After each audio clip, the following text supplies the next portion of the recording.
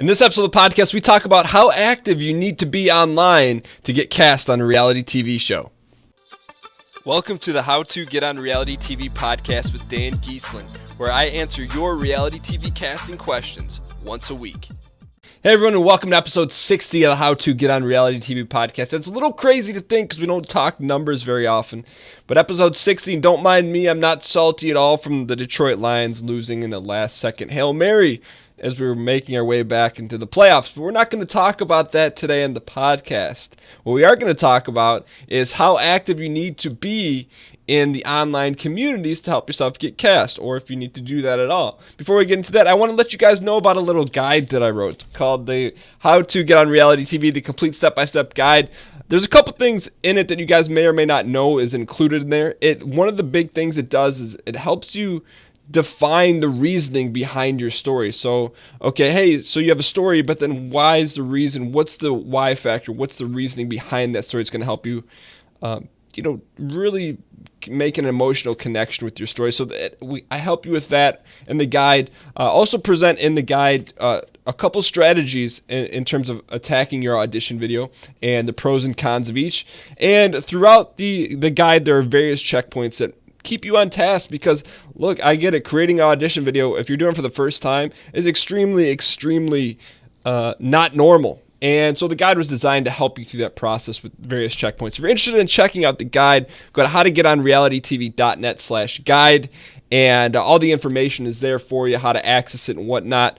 So you can check that out by going to howtogetonrealitytv.net/guide. So without any further ado, we're going to hop into this week's question from Adam to find out what you need to do with online communities or online communities around the show that you like. Let's go ahead and throw it over to Adam.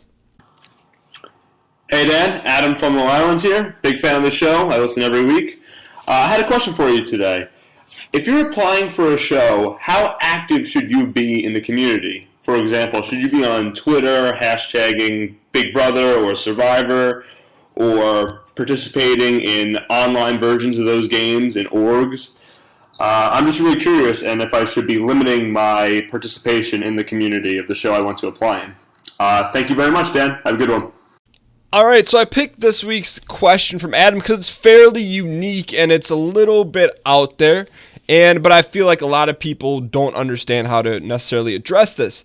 And so in case you're unfamiliar, I was unfamiliar with it for a while, but there are online organizations or games that recreate I don't want to say reality TV experience, but recreate the competitive aspect of the game, but only in online settings, right? So there's dedicated forums, dedicated games. And, Adam's question is, hey, do we need to be really active in that to get cast on a reality TV show? And really, the question varies. The answer to that question varies. Number one, is it a great part of your story? Meaning, is that who you are? If so, then yeah, you probably want to do that. However, for most people, that's not going to add to your story. Like if you're this super fan and you live and breathe Big Brother, but in kind of like I don't want to say nerdy, but in maybe like an over-obsessed way, then that probably aids your story. Outside of it, it really doesn't help. I believe there was someone on Big Brother Canada one of the past few seasons. I just remember when they showed his intro package, he talked about that. So that was important for who he is, but he played that super fan role. But for most people, like say you're a doctor or say you're a teacher, but you're obsessed with playing online, the online version of Survivor, Big Brother, whatever. It doesn't really help in that manner.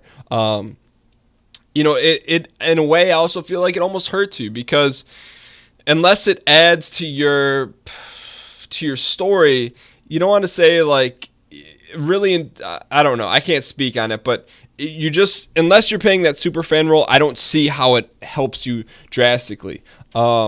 But instead of, if you like to do that, cool. But, I would encourage you, if you are spending a lot of time, playing those online games and then trying to translate it back to your audition, I would shy away from that because it really doesn't translate very much.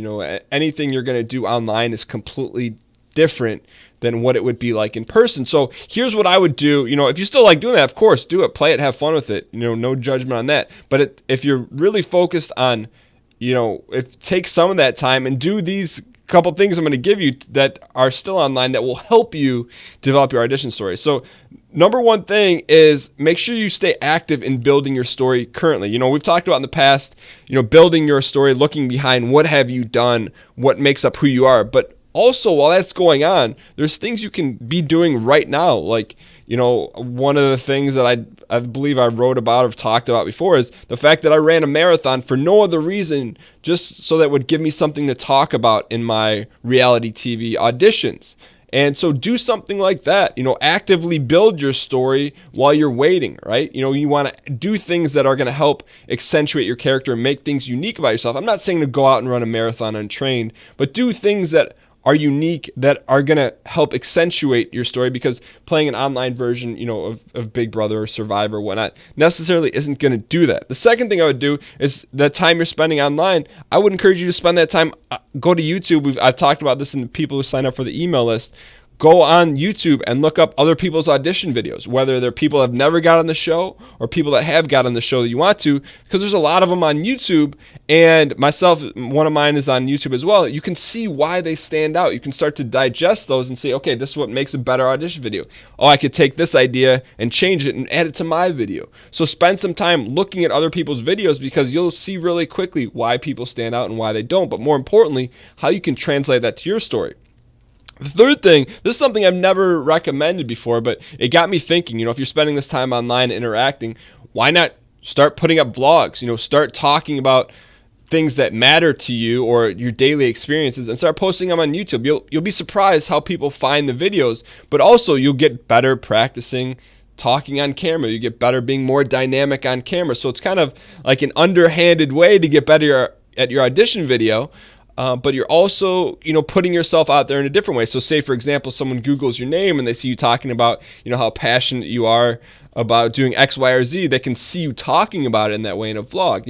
Now you're going to want to include those vlog links in your application video? No, because chances are you're not dedicating your time to be someone on YouTube or, develop your YouTube personality. But it will get you better, and it will get you some exposure in terms of if they're looking to dig deeper as to who you are. So I would do those three things instead of, focusing time on there, unless of course it builds into your story as a super nerd. And I don't know the name of the guy. It was a guy on Big Brother Canada, but go back and watch and you can find that person and you can see how he mentions it, and you can see how that could help you in that way. But it really limits your story, if you're really going to focus on that. So I would encourage against that.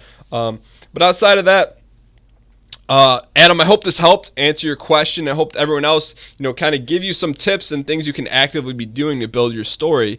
But I'm a huge proponent of online games. So of course, continue to play that and have fun, but also work on your story outside of that. But Adam, as a small thank you for submitting your question, we're going to send you a free digital copy of my story, How a Normal Guy Got Cast on Reality TV. And if you want your question answered on the podcast, you can submit it just like Adam by going to howtogetonrealitytv.net/ask. You can do it from your phone. You can do it from your tablet. You can do it from your computer. It's really easy. You just record the voicemail and it sends right to me, and I listen to them all. So make sure when you ask a question, get as detailed as possible, like someone like Adam, because it gives us a different angle and also allows me to help you directly while helping the rest of the community. So you can do that by going to howtogetonrealitytv.net/ask. And Adam, thank you so much for submitting that question. All right, that was definitely a different question, but I think it was good to address that because it's kind of an interesting area of the internet and reality TV that isn't talked about very often. So thank you for submitting that question, Adam. And that wraps up episode 60 of the How to Get on Reality TV podcast. And like I said earlier, if you're interested in checking out the guide that I wrote that will help you define what your story is, someone like Adam, he probably just went through his story checklist with his checkpoints and is like, okay, do I want to talk about the fact that I'm active in these online, reality simulations? Probably not. But there's an element and a set way and a organized way to go through your story and create that. And I go through all of that in the guide that I wrote, How to Get on Reality TV, the complete step-by-step guide. You can check that out by going to howtogetonrealitytv.net/guide. You can learn how to get access to it, see all the other things that come along with it that helps you develop your story, understand how to pitch yourself, and most importantly, keep you on track through a process that's, really, really bizarre. And a lot of people don't know a whole a heck of a lot about. So you can check that out by going to howtogetonrealitytv.net/guide. And I will see you guys, as always, next Monday for the next episode. So whether you guys listen to this while you're working out on your drive, whether you're sitting down after a long day at work, thank you guys for listening to the podcast. I appreciate it. And I continue to create this show for you guys and trying to help push more normal people, in air quotation marks, like yourself and myself, onto reality TV. So I hope this helps, and I'll see you guys next week.